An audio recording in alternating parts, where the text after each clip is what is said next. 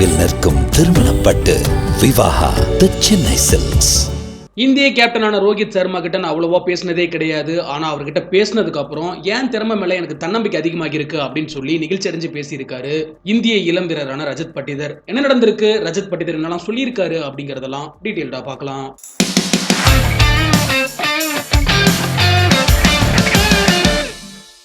இங்கிலாந்துக்கு எதிரான இரண்டாவது டெஸ்ட் போட்டியில இந்திய அணி நாளைக்கு கிளம்பிறங்கி இருக்காங்க.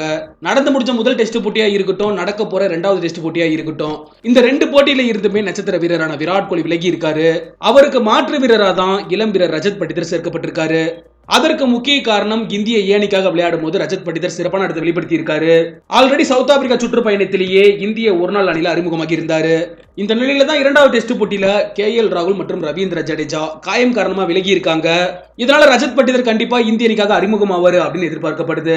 இந்த நிலையில தான் இந்திய அணியில இணைஞ்சதை பத்தி பேசியிருக்காரு ரஜத் பட்டிதர். என்ன சொல்லியிருக்காரு அப்படின்னா, காயத்துல இருந்து மீண்டு வந்த கொஞ்ச நாள்லயே இந்திய டெஸ்ட் அணியில எனக்கு இடம் கிடைச்சிருக்கு. இது நினைக்கும் போது எனக்கு ரொம்பவே பெருமையா இருக்கு. இந்திய அணிக்காக விளையாடிக்கிட்டு இருந்தேன், இப்ப இந்தியாவுக்காகவே விளையாடக்கூடிய வாய்ப்பு கிடைச்சிருக்கு. ரொம்ப சந்தோஷமா இருக்கு. டொமஸ்டிக் கிரிக்கெட்ல விளையாடும் போது நிறைய இந்தியா பிளேயர்ஸோட விளையாடி இருக்கேன், அந்த அனுபவம் என்கிட்ட இருக்கு. ஆனா ராகுல் டிராவிட் கிட்ட கடந்த 2 தொடர்களா தான் பேசக்கூடிய வாய்ப்பானது கிடைச்சது. அதே மாதிரி தான் ரோஹித் சர்மா கிட்டயும் அதிகமா பேசினதே கிடையாது. இப்போ அவரோட சேர்ந்து தான் நெட் பேட்டிங் செஞ்சுக்கிட்டு இருக்கேன்.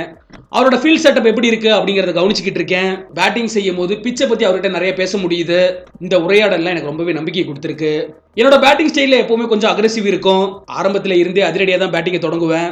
காலப்போக்கில் இது எனக்கு பழக்கமாவே மாறிடுச்சு. அதனால பெரிதளவுல என்னோட பேட்டிங்ல மாற்றம் செய்யல. இதோட மட்டும் இல்லாம IPL தொடர்ல RCB அணிக்காக நான் விளையாடும் போது விராட் கோலி கூட சேர்ந்து நிறைய பேசியிருக்கேன்.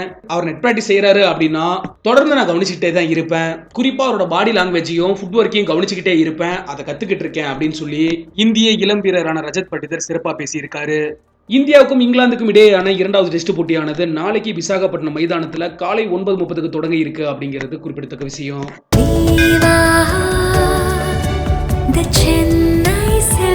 நினைவில் நிற்கும் திருமணப்பட்டு விவாஹா தி சென்னை சில்க்ஸ்.